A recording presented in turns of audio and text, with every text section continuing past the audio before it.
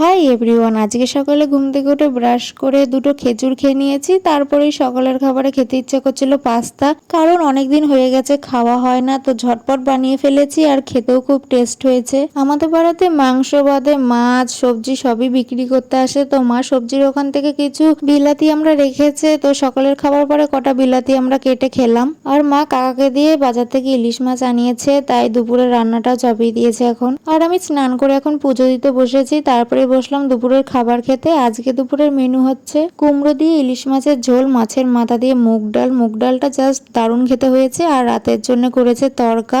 আর মা আর আমি মিলে বিকেলবেলা বেরিয়েছি আমার জুতো কেনার জন্য, কারণ আমার জুতোটা ছিঁড়ে গেছে। এমনি আমার একটা সুন্দর জুতো আছে, পছন্দ করে অনেকদিন আগে কিনেছিলাম, কিন্তু ওটা পরলে একটু পায়ে ঠোসা পড়ে যায়। আর আজকে তো গণেশ চতুর্থী, আমাদের নবদ্বীপে অনেক জায়গায় গণেশ পুজো হয়েছে। আর এদিকে আমার জুতো কেনাও হয়ে গেছে। তারপরে মা বলল যে ফুচকা খাবে। আমি ফুচকা খাইনি, কিন্তু মা জোর করে কটা খাইয়ে দিল। আর লাস্টের স্পেশালটা তো আমি খাবই। তারপরে গেলাম মোমোর দোকানে মোমো খেতে। বেরিয়েছি যখন মোমো তো খেতেই হবে। আর মা আর আমি বেরোলে আমাদের বাধা ধরা ছিলই যে হয়তো লস্যি, মোমো, না হলে কর্নেটো আইসক্রিম। কিন্তু এখন তো মা সেরকম বেরোয় না, কিন্তু আমি বেরোলে মোমোটা খাই। আর আমি পুজোতে কি কি কেনাকাটা করলাম বা আজকে যে জুতোটা কিনলাম তোমাদের একেবারে পুজোর শপিং ব্লগেই দেখাবো। আর দাদার জন্য মোমো নিয়ে এসেছি, দাদাও বেরিয়েছিল আমার জন্য ফ্রুট অ্যান্ড নাট একটা চকলেট নিয়ে এসেছে, যেটা আমার খুব ফেভারিট। আর রাতে রুটি তড়কা আর দুপুরে সব তরকারি ছিল, তাই দিয়ে পেট পুজো করলাম। তো সবাইকে গুড নাইট, টাটা।